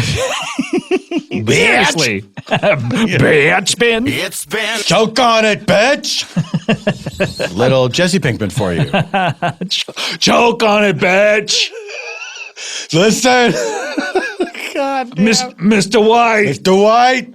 Mr. White. Choke on it, bitch. I felt I had a better grasp on it. Why wasn't I in the countdown more? No, this guy lost it too. We both lost it's very elusive. Yeah. The Jesse Pinkman, very elusive. The timekeeper, a gentleman named Maxwell Keeper. That's right. A fan favorite is safe to say. He's just a guy who works at Longo Watch Repair in Florida, right? Chief Orf Bergentrack, and the Bergentrack family familial band. That's right. Cal Solomon. Cal Solomon, founding member of the Sugar Hill. Now, talk about the origins of this character. Did this start on Spontaneous Nation, your own podcast? It did. It started as in the early days of the podcast, I would because I wanted the ads to be entertaining as well as the rest of the show. I would often make up characters just for the ads. and they would sort of have little stories that would continue. And Cal Solomon was one, and his story got pretty detailed over the course of these ads. And so when we were doing the tour and we were doing so many shows, in order to keep it fresh and not just certified fresh for the audience, in order to get our fresh certification, which we had to do before every show. We had to go to the local podcast certification board and get the show certified fresh. It just seemed like rather than trying to invent countless stories for these same characters. The same people that which we've frankly done we've already been doing. Several tours, yes. New stories for new characters. New stories for new characters. Newsies. And so I went and looked up on the Spontaneous Nation wiki that a young lady named, I don't know if this is her actual name. Her screen name is Marius Perkins. And she has kept a list. Is she a character? She might be. Who does her? I think that's a Mary Holland. She kept a list of the advertising characters and their stories. So it was a huge help. Wow. Okay. So you would look these up as we were on tour and go, oh, yes, this was Cal Solomon. Cal Solomon is maybe the only character who's not antagonistic towards you. Yeah, the one.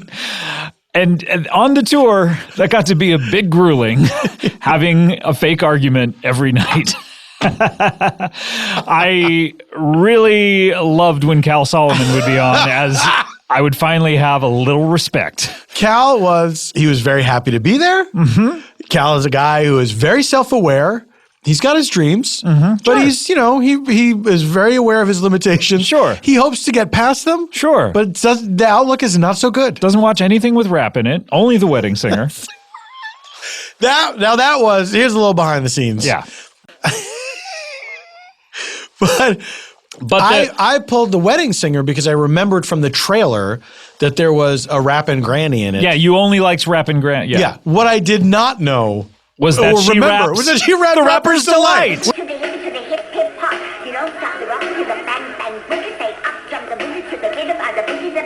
Which is, we can surmise, this is the only rap song Cal has ever heard. Yes, you're working on levels that just are subconscious at this moment. Yeah, so you don't even know. Exactly. So I'm a genius is my point. Speaking of geniuses, Andrew Lloyd Webber is on. That's right. He is the writer of such musicals as Phantom of the Opera. Yes. Cats. Yes. Jesus Christ Superstar. Yes. Joseph and His Amazing Technicolor Dreamcoat. Right. Not Les Miserables, as I assumed for many years, until someone just pointed out to me, like, no, it's not. Should have been. Yeah, it seems like. Get on that, ALW. Yeah. Hey, Andrew Lloyd Webber, why don't you get on having written Les Miserables? Yeah. Or rewrite it. You know what I mean? Rewrite that shit. You can rewrite anything you want. No one can stop you. Do a reboot. That's right. Out of the way! Oh, hello, Scottrick! Ah, Dame Sir, ALW. I'm so sorry I'm tardy to the party. Have I won an award, dear You fellow? most certainly did. The devil you say. The devil I do not say. I thank you, and you're welcome. Well, you're welcome to you as well. You're welcome, Scottrick. Well, you're welcome for that. You're welcome. You're welcome. You're welcome. Have the fans voted me this honor? Yes, that is the only... Not finished? Okay. Well, yes. This is... not finished. Yeah. Touché. They vote, and then we determine a winner, and that seems pretty easy to figure out, right? I think so. Hey, I see. Welcome back. Thanks for having me. You're welcome. You're welcome, too. All right, well, why don't we hear that clip? That was, please! Listening to that clip again was like listening with an old friend who sounds exactly like me and has the same thoughts and responses. I listen 4 times. What the? I listen when it comes out. Mm-hmm. I listen while I'm driving to my studio, mm-hmm. Where I write my musicals. Mm-hmm. I listen while I'm doing laundry, as everyone does. And I also listen in the shower, in the bath. I take hour-long showers. Sometimes hour and a half if the episode goes longer. The hour of shower, you call Yes, it. the showering, the bathing itself takes place in the space of 5 minutes. You're clean, yeah. Most people are clean. Then I just stand there, enjoying the heat, letting the water go cold. Yeah, it's a lot like being standing in the rain naked. Yes, and I can't really hear it over the rushing of the water, so I'm sorry if I'm missing some of the finer points of your episode. Well, it's the 4th time you've listened. I'm sure Indeed. you're letting it wash over you, much like the shower itself. It's almost as if now I'm feeling it, as opposed to listening. Like it's emotions and rather than actual information. Yes, Godric, you've done it. It surprises me that you do your own laundry. Did Sarah Brightman do that for you? When No, you were I married? supervised the laundry being done. Oh, okay. Yes, my servants. Truck? was that a truck that needed to get someone out of the way? Well, episode 51, what are your, reminisce for us? What were your favorite parts? Are you addressing the episode? Yes. Hello, Hello, I'm the episode number 51. I'm addressing Jeremy Piven. He's Jeremy Piven. Where? No, Dame Sir, please. What were some of your favorite moments on episode? Well, I enjoyed calling in from the MetLife blimp in the company of Ice and Tea and John Old C. Riley. I enjoyed warning people about the impending threat of Sir Richard Branson's weaponized balloons. Forgot about that. And then I enjoyed hanging up and ending the phone call. Yes, because then you can get on with the rest of your goddamn life. Indeed, you hit on the very thing. Now, I meant to ask you. Yes. I didn't want to do it at the time. Who is that again? Zach Galifianakis? Yes, who is he? Everyone seems so excited about it. I don't know. Yeah, he burst onto the scene 6 months ago. Yes. Why? I don't know. But people love him. Has no one seen a beard before? They're fairly commonplace. They were back in your day. Well, yes. The day of the Phantom of the Opera. That's right, the Phantom! Well, it is, thank you very much for being here, Dame Sir. You're Anything welcome. coming up for you? Just more great music. More legendary musicals of the theatrical variety. Seems like you haven't put out a legendary one in maybe 20 years. You put out a... No, I'm not trying to. Oh, really? You're trying to put out just mediocre ones? When I feel like putting out a legendary one, you'll know it. They can't all be... Truck. What is that? Truck. What did we do on the... Oh, so dramatic.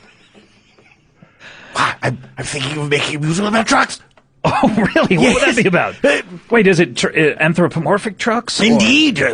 That's why Starlight didn't succeed. Trains, they're too limited to the rails, you see. Yeah. Trucks can go all over the place. They can cross rails. They can cross rails, yes! They could get stuck on rails, and then the roller skating trains could slam into them. I say, if these roller skate trains make an appearance, do you think it's a true self-referential? No, not in the least, my dear boy. I think people would be delighted to see those dear old trains again. I think it would be a lot like going to see the Phantom of the Opera, and then all of a sudden Evita just comes in, and you'd be like, Scotrick, you're making me think of a gigantic crossover team-up event of all my musical characters together. Wouldn't you like to see Jesus Christ Superstar meet Joseph of amazing Technicality Dreamcoat fame? Old and New Testament blending together. Both Testaments. Singing a song like, I don't know, Happy Birthday. Maybe it's someone's birthday. Yeah, it's got to be public domain. Yeah, it has. At this point in this economy, come on. Under Barack Hussein Obamacare? I don't know if you can get the right happy birthday. I don't. Those old ladies, they keep it. Mildred and Patty Hill, those two bitches. Stingy bitches, that's what they are. Well, because a lot of your musicals have had birthday scenes in them. Yes. Almost all. The Phantom of the Opera was given a special birthday cake by all the members of the opera. Scotrick, may I make a confession? Yes, please do. This is the place you can do that. I don't want to write songs anymore. It's very difficult. You have to rhyme things. And then you have to compose the worst part of writing songs. I just want to buy songs that already exist and write a flimsy plot around them, like people do those jukebox musicals. Well, maybe you could do something with, say, a song like It's Hot in Her. So take off all your clothes? Yes, of course. Maybe Evita takes off all her clothes. Oh, what if she does? That would be a great mashup musical, is all of your characters singing songs from today. Yes. Modern hits. The Phantom, Evita, a cat. One of the Jellicle cats. One of the Jellicle cats. Not dear old Grisabella. What about a Glamourpuss? What about a Glamourpuss? Yeah, could a Glamourpuss ever drop by? I feel some things are sacred, dear boy. I couldn't possibly have a Glamourpuss singing contemporary songs. Is that the only thing that's sacred in your oeuvre? Yes, I suppose so. Just that one Glamourpuss? That's what passes for religion for me these days. I worship at the altar of the Glamourpuss. All right. Well, thank you so much for dropping by, Dave. You're welcome. And thank you. You're welcome. Am I welcome? You are quite welcome. You are also welcome. You are more than welcome. We're both welcome. Welcomings. Oh. Caroline Belinda Carlisle, who I think is a teacher. Although the teaching doesn't seem to come up all that much because we get very off track. Beaver Hopox and Chico Hands, the Calvins twins. Bisbee St. Hancock. Cameron McGonigal, who has a very interesting business that he does in Scotland. Yeah. Derek Contreras, who is from his own podcast. What is the title of that podcast? He has a podcast on Engineer Cody Ryan. What are you doing? When I ask a question, you're sitting staring in space. No wonder you're fired. Jesus fucking Christ. Get it together, man. What is the name of his show as Derek Contreras? He has his own show. Make it. You're just fiddling with shit. Strictly Business with Derek Strictly Business with Derek Contreras. Mayor Junius Bobbledoonery. That's right. Tell us a little bit about Mayor Junius. He is a tiny little guy. He's from a race of people that live inside the walls. Not the littles, not the borrowers. Not the littles, not the borrowers, but they are a race like that, and they live inside the walls of human buildings. And why did you come up with this character? What was the impetus of it? What spurred your thinking on it? Do you know what I will tell you? That don't lie. This is the truth. Now look, you have your hand on the Bible. I'm the guy. One of me always lies, and one of me always tells the truth. Okay, so I'm the me that always tells the truth. God, I can't figure this out. Right? There's no way of knowing. So I was on tour with Amy Mann this year? years ago. Years ago. Okay. And we were going to. What were you, like a roadie or? Yeah. I loaded her equipment. I also dealt drugs. Of course, that's what it is. Yeah. Just hauling cases.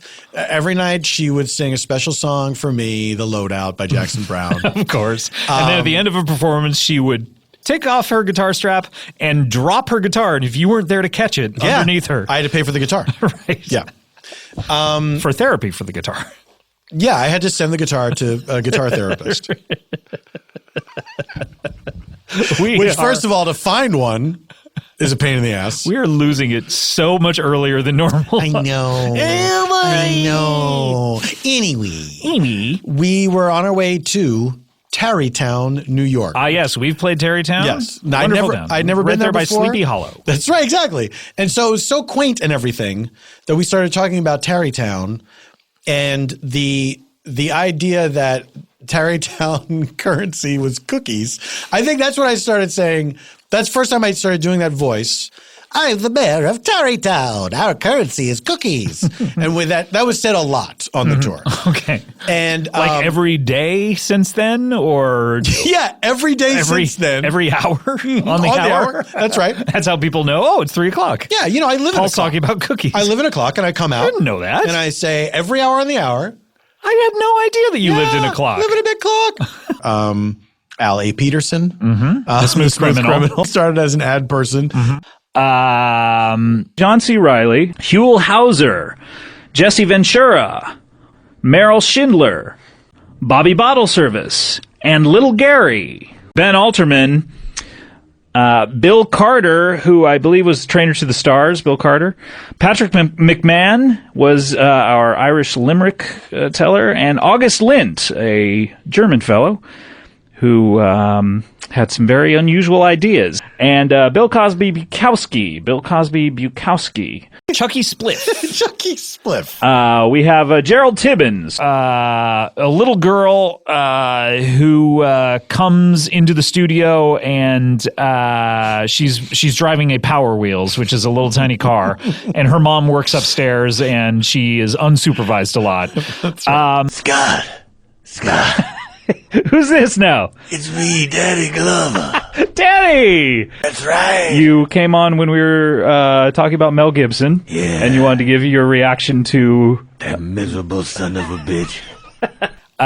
We have Chasmin and Sonny. Yes. They are a couple of radio personalities. Morning DJs. Morning DJs. Based and in Washington, D.C. Based in Washington, D.C., who do a show personally for the president every morning. And parts of Asia.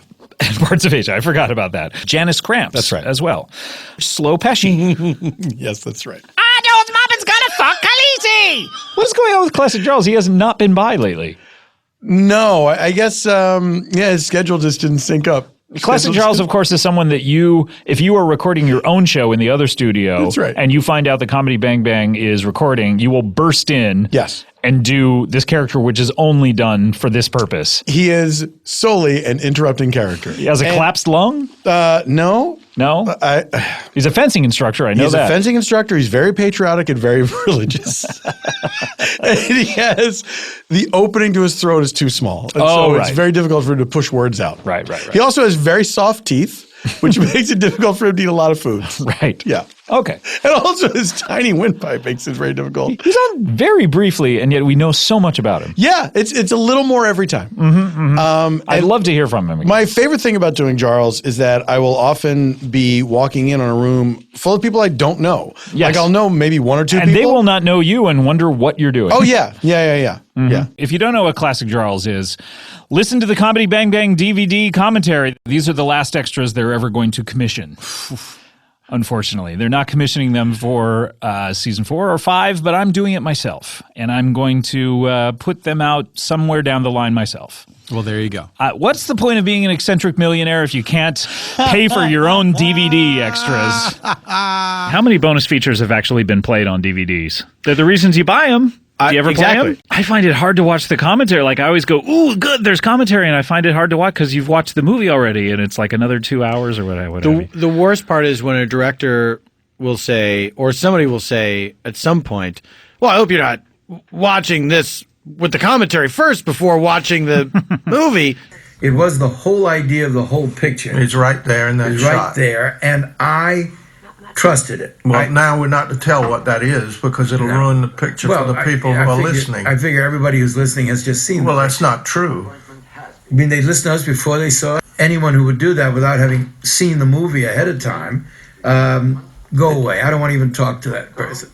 Turn it off. No one's doing that. No. Who would do that? Who would do that? Some kind of monster. But that's how they think of us, Scott, as monsters. The bigwigs in the showbiz industry empire. The hoi polloi, they think of us as. The cheaply. The rabble rousers. The navel gazers. The cheaper seaters. the gutter snipers. The popcorn eaters. The ticket rippers.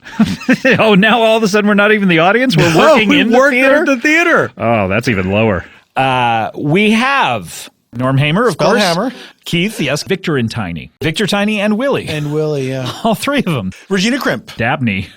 Was oh my God. I forgot about Dabney. Boy, a hot new character. I hope he comes back. Number 1 with a bullet. I really hope he comes back. I thought his background, he's lived in every single one of the 50 states, and so that's why his accent is so inconsistent. It's very interesting. He's an interesting guy. Yeah. And a very quick drawer. Yeah, that's right. Peanut. I forgot about Peanut.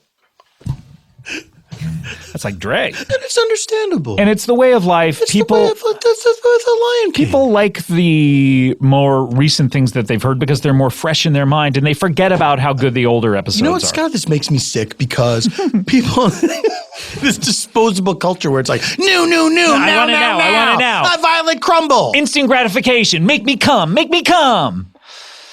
Anyway, you know what I'm talking about, Paul. I feel like that took a sharp turn. But weirdly, Peanut was like a friend of Regina Crimp's. Maybe.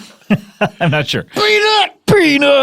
You put the peanut in the drink. You put the poison peanut. What if in the trial, we're talking about a lot of hot button issues on this episode today. Fun stuff. Fuck it. Let's talk about it. What if in the trial it came out that it was like It turns out Mr. Cosby has not been slipping drugs into drinks. He just puts one peanut into everyone's drink.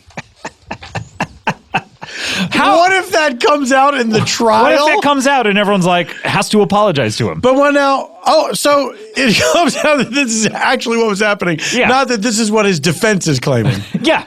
But no, this is what actually happened. They prove it conclusively. So all these women are like, I guess now that I think about it, there was one a peanut weird peanut in my drink, and I had consensual sex with him. I apologize, Mr. Cosby. But now...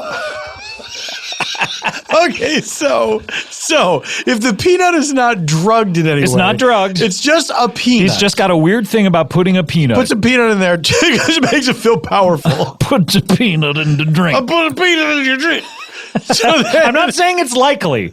I'm saying what if it happens? It's highly unlikely. But there's a chance. But you're saying there's a chance. But before I can address the what if of it, I want to make sure I understand. Sure. That these women, they're having consensual sex Consensual sex. that later in their minds they reframe as him having drugged them. Well, they got caught up in the wanting to be famous, and so they accuse it. Sure. Oh, okay. So they know they're lying. It's not that... Some of them know they're lying, and some of them just didn't. We're all the heroes of our own stories. Some of them did have a peanut slipped into their drink. They all had peanuts slipped into their drink. Well, but I mean, some of them have peanuts slipped into the drink, and that caused them to have consensual sex with Dr. William H. never Cosby. Caused them. They chose to. No. Well, okay. Or they were so impressed by it that they chose to. I just meant something about the peanut being put into the drink. Don't blame the peanut. Made these...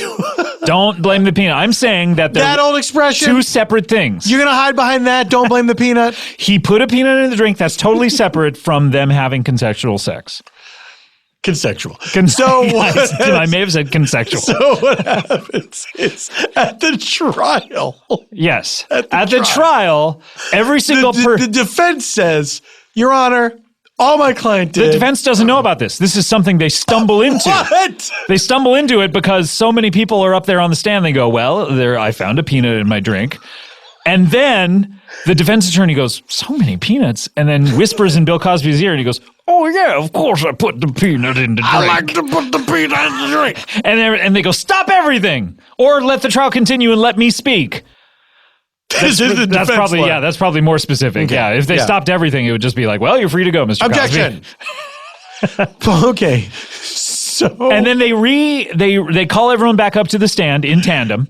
All of the victims, supposed victims. In tandem. They say, everyone come back up together. Oh, okay. Come back up together. Yeah, right. Big group style. Family style. Olive Garden style. Yeah. Come back up here. So tallest in back, shortest in front. Sure. And they say, did you all find peanuts in your drinks? And answer all at the same time. 3, 2, 1. Yes, Your Honor. So it comes out when they're on the stand individually. Yes. They all mention having seen a peanut in their drink, offhandedly. Offhandedly. The defense lawyer puts 2 and 2 together, calls everyone back up, and then calls Mr. Cosby to the stand and says, isn't it true that you didn't put any drugs in the drinks, you just put a peanut in the drink? And Mr. Cosby says, Dr. Cosby, so sorry, says, I put the peanut in the drink. I put the peanut in the drink. Which then causes the judge to go, you're free to go, Mr. Cosby. And then he goes, sorry, Dr. Cosby. Right. Okay. Not likely. I'm not saying it's likely. So you're saying, what if that happened? What if that happened? That would be weird. It would be weird, wouldn't it? Oh, boy. What an ep, eh? Right? What an ep, eh? What an epe. What an epe, Pen. Did someone say epe? Oh, my gosh. It's Classic Charles. Yeah. I thought I heard the name of a sword being mentioned. Oh, my God. We hardly ever get to see you anymore, Charles. You came on about a month ago. For the new listeners, Charles has been wandering the hallways here for years. I can't find my way out. And he can't find his way out, and he just comes. That's what I said. And he has a very small throat. That's right. The opening to my throat is very small, so it takes a lot of effort to push words out. Is your throat big, but the opening is small? My throat's regular size. Regular size. Yeah. You've measured it, and it's all... I measure it every day to see if it gets bigger or smaller. Right. But it stayed the same. Stayed the same. Mm-hmm. And eventually, at some point, are you not going to be able to breathe anymore? Probably or you just turn not. blue? Y'all just turn blue. That's when you'll know that's it for old Charles. And do you want us to like have a spare ballpoint pen at the ready so we can stab you in the throat or something to try to clear like the airway? From MASH? Yeah, sure. That one episode where Father Mulcahy has to do the tracheotomy. Why did he do it? He was out. Seems like a Hawkeye thing to me. They weren't together. It was just Father Mulcahy and this wounded soldier. Remember when Hawkeye, before he joined the Avengers, he was on MASH? Yeah. Anyway, Charles, what are you doing here today? I gotta get out of here. Oh, okay. And so good to see you. That's the sound of a door slamming. Wow. It sure is. Yeah, amazing. Good stuff, huh? Good stuff. Wild and weird. Weird. Come over, sit on the couch. I play tennis. I can't do it. Well, you're not known for your impressions. That's true. Yeah, you know what? I gotta go easy on myself. Yeah. And the end. This Enjoy is an episode. And goodbye. Goodbye. See you next year. Comedy bang bang. Comedy bang bang. Comedy bang bang. The wolf is dead.